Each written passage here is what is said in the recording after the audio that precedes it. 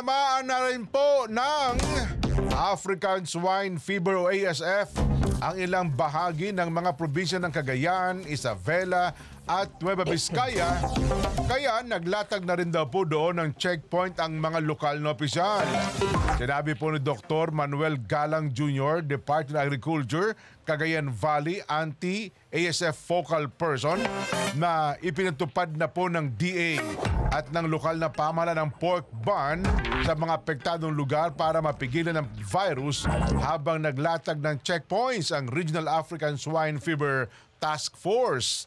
Kasama po sa mga apektadong lugar ang bayan ng Santa Fe, Dupax Norte at Sur.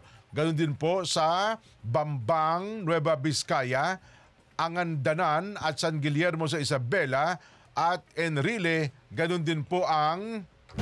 Ayoko lang narinig ang bayang ito. Igig.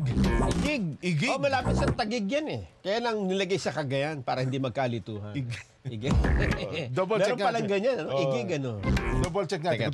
Check kung talagang igig. Ngayon ko lang narinig yan sa Cagayan.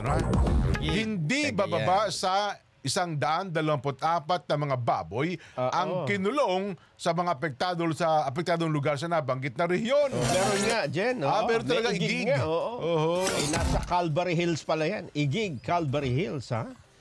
Igig.